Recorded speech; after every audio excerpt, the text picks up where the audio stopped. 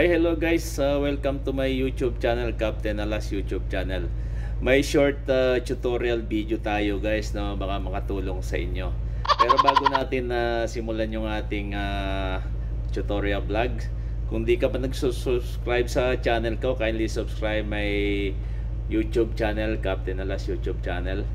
Paki-hit na rin po yung notification bell, no, para na-update kayo pag meron tayong mga bagong video. So guys, ang tutorial ko today, baka ma-experience nyo to kung meron kayong mga application na gumagana siya, then suddenly biglang hindi nyo na ma-open, no?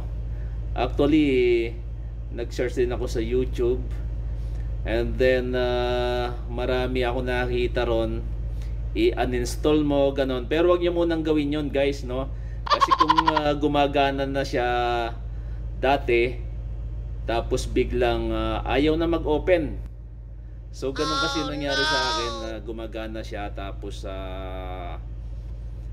meron akong ininstall na isang apps. Ayun, hindi ko na nabuksan guys yung application. So yun pala ang dahilan, no? I-delete nyo lang yung ininstall yung apps, yung huling apps. Ganun lang kadali. At baka makatulong, baka masolve yung problema nyo, no? So kung meron kayong ininstall na apps, tapos yung ibang application nyo meron kayong hindi mabuksan, yun ang cause guys, no? Yun ang cause ng huwag kayong mag-uninstall kaagad ng apps na ginagamit nyo na hindi gumagana. Ang i-uninstall nyo o alisin nyo yung ininstall nyo yung huling application. So yun lang po, no? Sana makatulong yung ating short tutorial video. So guys, ito pala yung apps na hindi ko mapagana, no? Etong ginagamit naming Celo, etong Celo PTT. Parang same siya as two-way radio. Kasi nagtataka ako, hindi ko siya mapagana, and then ginagamit ko naman to. Ayun pala ang dahilan nun guys, no? Yung isang application na ano ba yung install ko, parang ano yun